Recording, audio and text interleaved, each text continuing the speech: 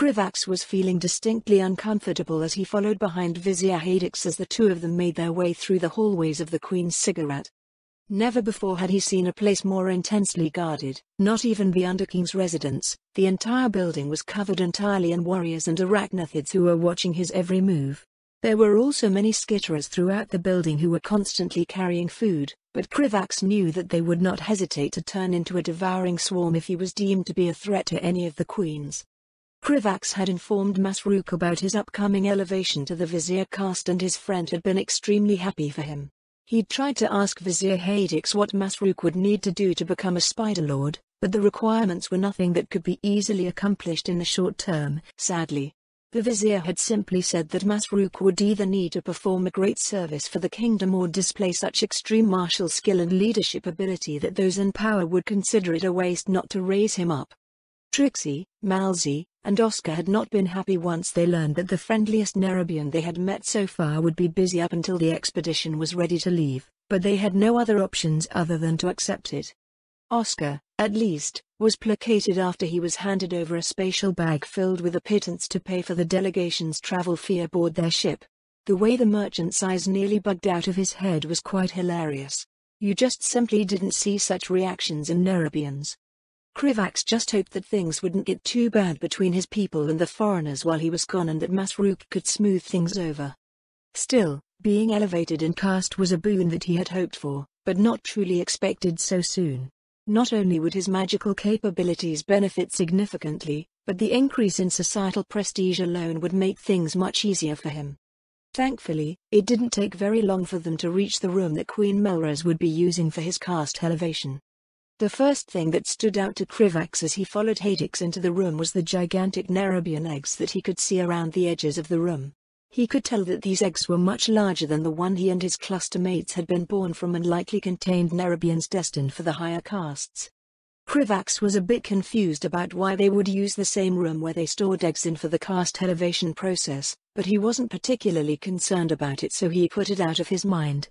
What was more concerning was the surprisingly large number of eggs that he could see throughout the large room. Krivax didn't know exactly how many members of the leadership castes were usually produced by Killer Cook, but something told him that this was more than what was normal. "You were here early," said Queen Melrose impassively as she inspected one of the eggs and pointed lazily to a certain portion of the room that held a circle of arcane glyphs spread across the floor. "Good. We will begin the process as quickly as possible. Go take your place in the ritual circle, initiate. I'll see to you in a moment." Krivax glanced at Vizier Hadix, but his mentor seemed to be unconcerned about the matter, so he quickly did as the Queen instructed. Surprisingly, as Krivax looked down and examined the arcane glyphs of the ritual circle, he could tell that it was actually nothing particularly complicated. Its only real function was to allow liquid to flow into the circle while preventing it from leaving a predetermined perimeter. He was glad to see that there were also portions of the circle that would allow him to breathe despite being submerged in liquid, and concerningly portions that would prevent him from feeling pain. How exactly does she intend to use this for the elevation process? Krivax felt like there was no particular harm in asking, so he decided to do just that. "Queen Melrose, what exactly is the process for a caste elevation, if I may ask?" Krivax asked politely. "The process varies greatly depending upon to which caste the subject is being elevated," said Queen Melrose offhandedly, not even turning to face him. "For an elevation to the Vizier caste, I will first begin by completely submerging you in alchemically modified amniotic fluid before using my magic to convert the outermost portion of the fluid into a substance similar to the one that composes our eggs called Chparkit. The thaumaturgic processes that I will perform after that point are both secret and far too complicated for you to understand." Krivax found himself conflicted by the Queen's description of the process. On one hand, he wasn't about to be strapped to a table and treated like the victim of a mad scientist. On the other, he was about to be put back into an egg so that the Queen could completely reshape the body he had spent the past few years getting used to. Krivax wasn't quite sure how to feel about that.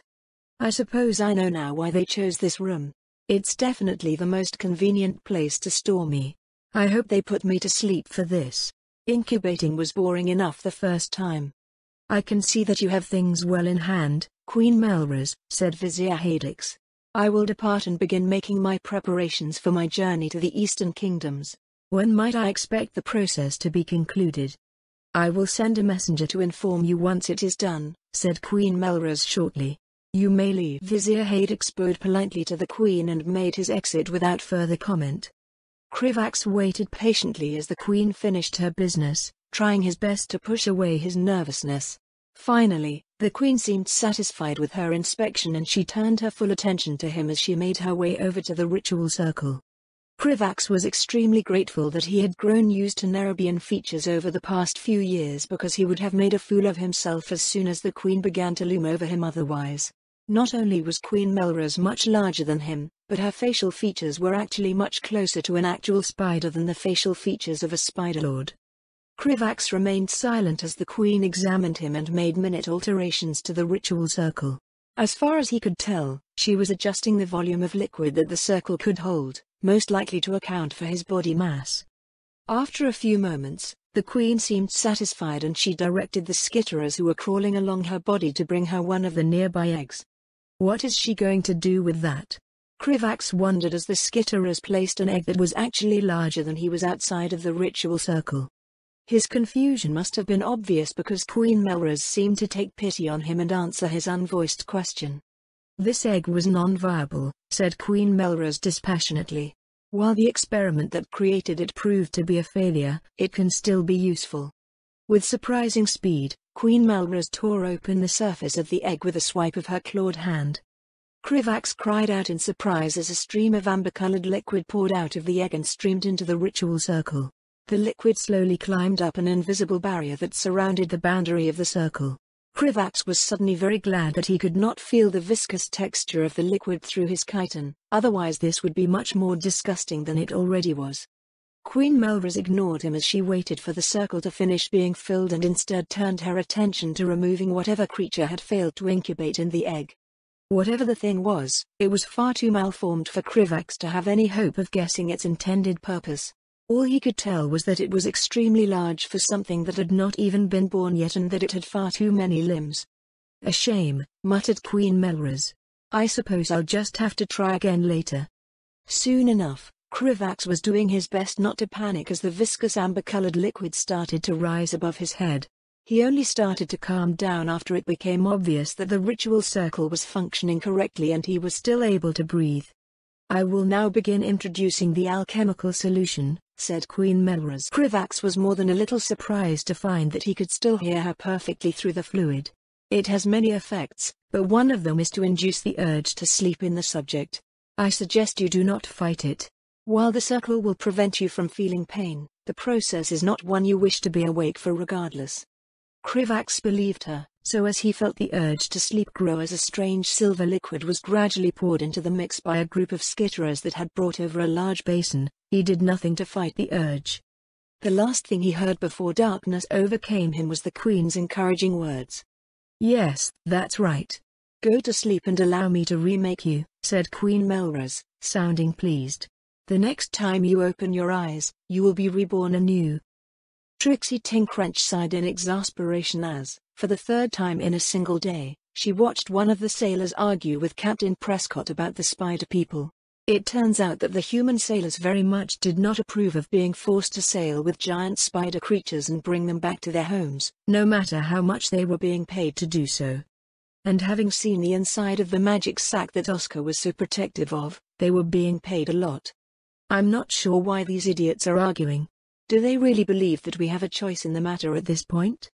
It was rapidly becoming apparent to her that diplomatic relations between the humans and the spider people were not going to be smooth sailing. The human sailors reacted much more negatively to the spider people than her, Malzy, or Oscar did, which wasn't particularly surprising given they had neither the greed of a merchant nor the curiosity of an explorer. It didn't help that most of the spider people that she had met besides Krivax or Masrook were as arrogant and dangerous-feeling as elves. Trixie warily eyed the massive spider lord that was currently being tied down to the deck of the ship with Nerubian silk. According to Masrook, the spider lord was some kind of big shot by the name of Anuba Khan that reported directly to their High King.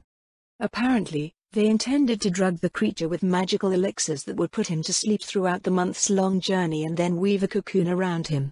They stated that they were doing it because it would be easier for all involved than an attempt for the massive being to handle the journey the conventional way. She could sort of understand their perspective given that the massive creature would be barely able to move around on the deck, and there was a risk of him being thrown off during rough seas, or knocking off a sailor, or just plain old getting bored, but it still seemed really weird to her. It didn't make very much sense to Trixie, but she was starting to get the sense that the spider people thought much differently than any of the other civilized races that she had met. What kind of alien mind would agree to something like that? Trixie shook her head and did her best to put it out of her mind. She was going to make it back home and that was all that mattered. It didn't take very long for the sailor to stomp off once he realized that his complaints were not getting him anywhere with the captain. While Captain Prescott was no more tolerant of the spider people than his men, he was intelligent enough to understand that his options were limited and the benefits for following through were significant. "Will he be a problem?" Trixie asked as she approached the captain. "Not if he knows what's good for him," Captain Prescott said tersely. "I've got to say, when you lot told me that you were headed off to the Spider Kingdom to set up some kind of trade deal, I wasn't expecting this kind of result." "That's an understatement." The initial meeting between the crew and the spider people had been more tense than she would have liked. Fortunately, while there were quite a few spider people sent with the diplomatic delegation, they mostly seemed content to ignore the crew and stay amongst themselves below deck. "At least House Ashford should be more than happy once we return," said Trixie, referring to the cargo hold that was completely filled with valuable trade goods, on top of the minor transportation fee. The spider people might be as arrogant and scary as elves, but they were also as rich as them too. "There is that," Captain Prescott agreed reluctantly. "Still, I'll be glad once we return to Lordaeron and this becomes somebody else's problem." That was something that Trixie could completely agree with. After a few moments of making meaningless small talk with the captain, Trixie excused herself and began making her way to the front of the ship to find Malzy. It wasn't very hard to find him given that he seemed to be spending his time watching one of the braver sailors teach one of the spider people how to properly tie the mooring lines. She was pretty sure that she had seen that same spider person learning many of the various duties of a sailor. Trixie could appreciate how eager the spider people seemed to be when it came to learning new skills. The other vizier that they were sending, who was not quite as scary as Vizier Hadix, thankfully, had even offered Malzy obscene amounts of gold for him to teach the vizier how to speak the languages of the Eastern Kingdoms. Malzy had turned her down and had instead offered to teach her if she taught him how to speak their language in return. This didn't particularly surprise Trixie given that she knew Malzy had a love for learning new languages and that he was fluent in Common, Dwarvish, Gnomish, and had even learned some Thalassian from a half-elf. She could tell that the vizier had been quite surprised at how quickly Malzy was picking up the language, although the vizier was learning Common at a rapid rate as well. While Trixie had mixed feelings about how quickly the spider people were learning, it didn't stop her from being amused every time she heard the giant spider person try to speak Common with a distinctly dwarvish accent. "Hey there, big guy," said Trixie as she approached Malzy. "How's everything going?" "It's going good, lass," said Malzy cheerfully. "Nobody is dead and we're set to head on back home today. Plus, I heard something good from Vizier Kreenus. According to her, that Krivax fellow should be making his way here soon." Trixie perked up at the news. Krivax had been one of the first spider people that she had met and he was much more friendly than the rest of his compatriots. It would be nice to have another spider person on the ship aside from Masrook who didn't blatantly look down on them, figuratively at least since most folk did so literally already. "Are you sure?" asked Trixie eagerly. "Has he already completed his elevation process?"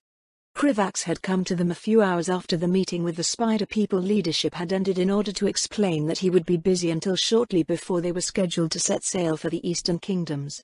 Apparently, he would be undergoing some kind of magical ritual that would be turning him into one of the viziers. Trixie was a bit dubious given that she had never heard of magic that could permanently change a creature's body to such a drastic degree, but she wasn't a mage, so what did she know? "Well, that's what the vizier lady told me," said Malzy with some uncertainty. "It makes sense though. That lad and his scary vizier mentor are the only two who we're still waiting for, after all. The spider folk seem like the punctual sort, so I'm sure they'll be showing up soon." Trixie hoped that was the case. She would feel much better after they finally set out to sea. The two of them spent the next few minutes going over their plans once they returned to the Eastern Kingdoms. They agreed that the first thing they needed to do was make their way to Ironforge's embassy in Capital City. Telling their people about everything that they had seen during their trip to Northrend would have to be their absolute first priority.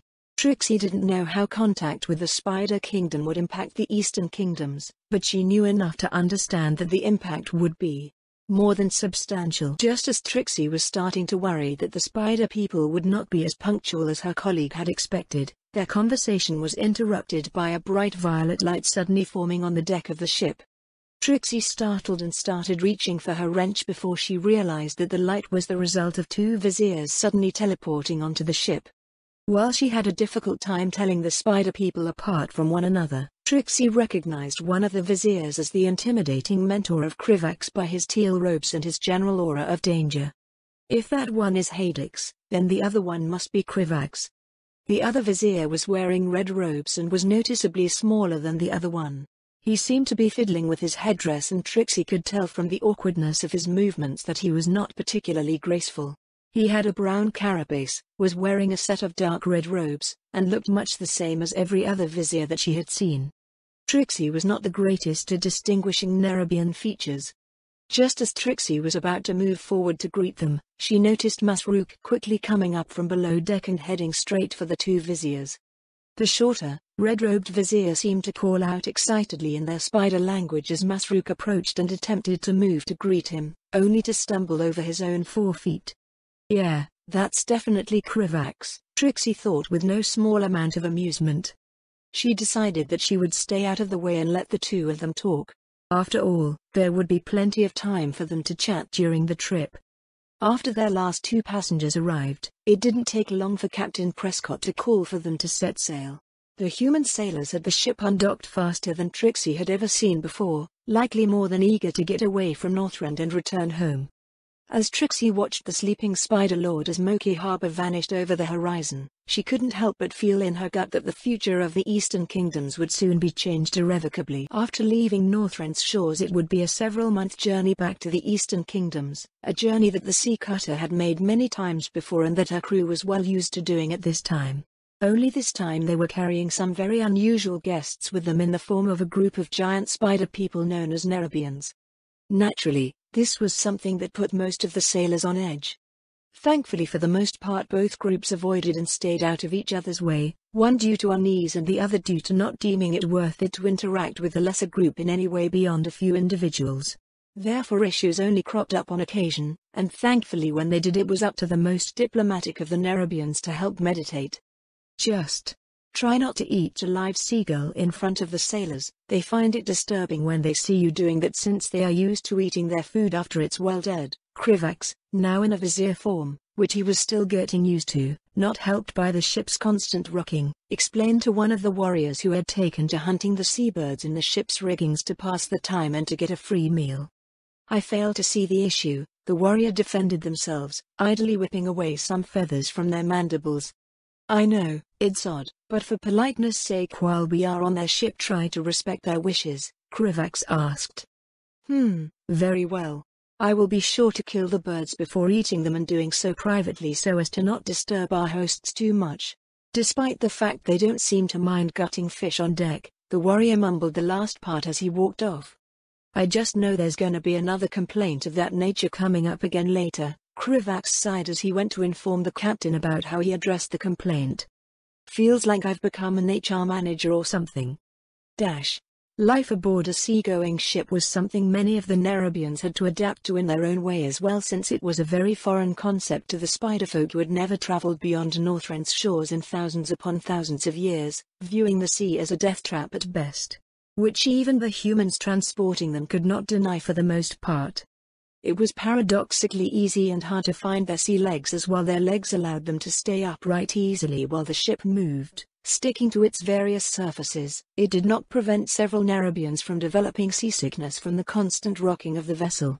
Also, most of the Nerubians did not like sleeping within the hold of the ship like the human sailors did, finding the idea of sleeping so close to the water as madness, choosing instead to either sleep on the deck itself in spun cocoons like the slumbering Spider Lord, whom the sailors were very happy not to interact with, within the riggings of the ship itself. The latter reminded the Nerubians greatly of their great webbed roads in Azjol Nerub, easily climbing up and down its ropes and even making nests between the masts.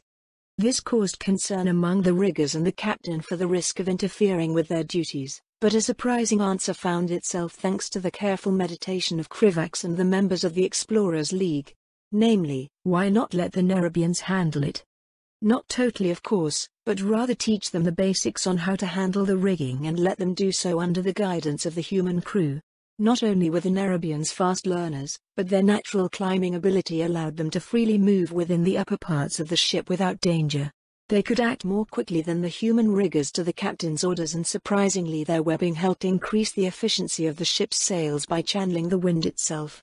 So did it become that the captain and sailors very begrudgingly ceded the riggings to the most part to the Nerubians, for so long as they pulled their weight they kept their complaints down to a minimum and the spiderfolk could make themselves as comfortable as they could for the long journey.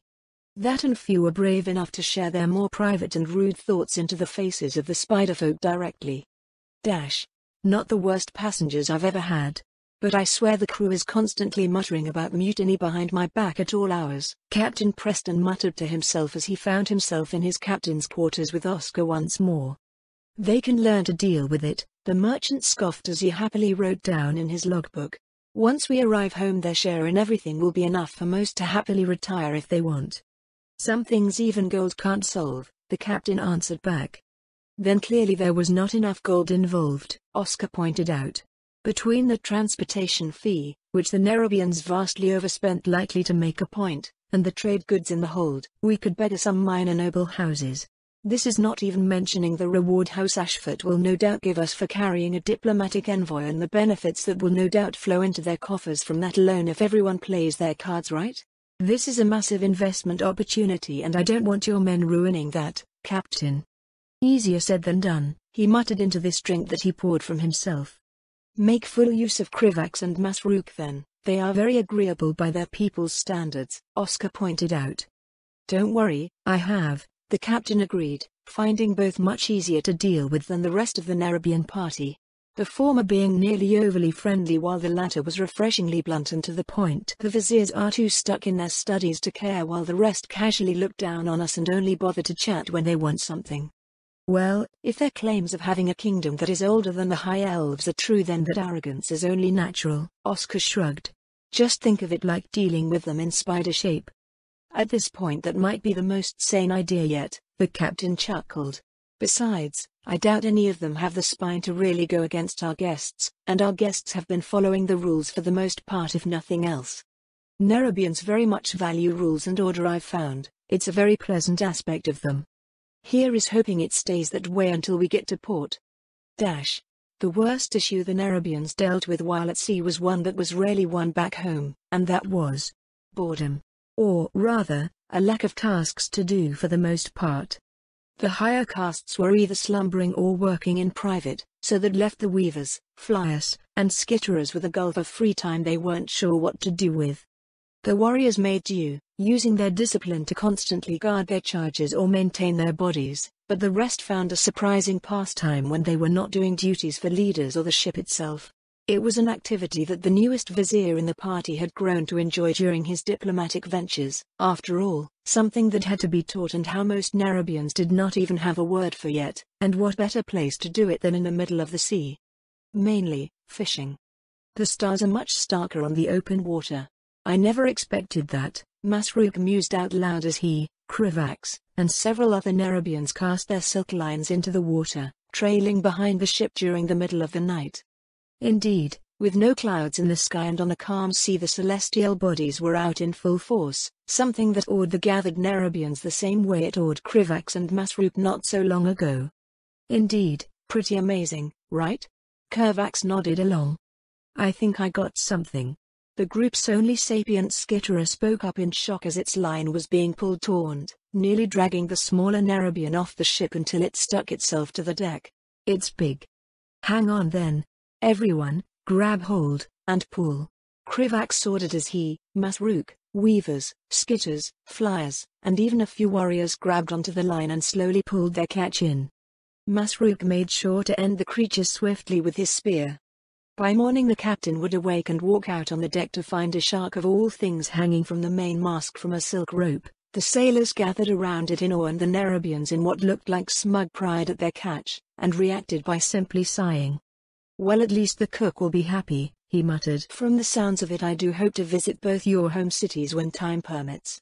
They both sound rather amazing," Krivax said as he and Masrook once more settled down for their usual friendly chats with Trixie and Malzy. It was a rather regular occurrence over the course of the trip given their tight quarters and good relationship compared to the rest of the crew. "We'll be sure to give you a tour. So long as we give proper warning first, of course," Trixie laughed awkwardly. "I would not mind sparring with a few of your warriors though," Masrook pointed out. "Hee, of course, lad, I'm sure more than a few will be happy to trade pointers," Malzy laughed. "Good," the warrior nodded. "Still, it might be a while before we can do so since it seems like we will be dealing with the human kingdoms first. Who knows how that will go, since if the crew's reaction is anything to go by, our appearance will not be taken in stride at first," Krivax noted. "Most likely not, no. Humans can be a mixed bag at times," Trixie admitted with a frown. "I can get being afraid of something if it's honestly dangerous. But it seems like some humans can be rather hateful for the dumbest of reasons. That is why you gotta step carefully around them until you get their measure, like feeling out the walls of a mine so you know it won't collapse on your head if you walk it wrong," Malzy nodded. "Most humans aren't so bad though, just rather insulated since they rarely see a friendly non-human face most of the time. Usually they deal with gnolls, trolls, or some other nasty thing after all. Just gotta give them a chance." "Here is hoping we make a good first impression then," Krivax muttered to himself as he got a faraway look in his eyes. "We might really need it." "Your mind wanders again," Masrook said as he broke the silence that followed those words. "Do not worry over what you cannot control, merely what you can." "Yes, you're right again, Masrook, thanks for the reminder," Krivax said with a smile, or what passed as one for a Nerubian. "You'll have us too, at least for a little while, so try not to worry too much," Trixie said with a thumbs up and Malzy with a nod. "Gotta see this through to the end after all." "Thank you, you too. It's good to know I have friends I can count on," Krivax simply said. And so their journey across the sea went, not as one huge epic, but merely a number of small events that, while holding no great significance, would still remain a part of all involved in some shape, way, or form.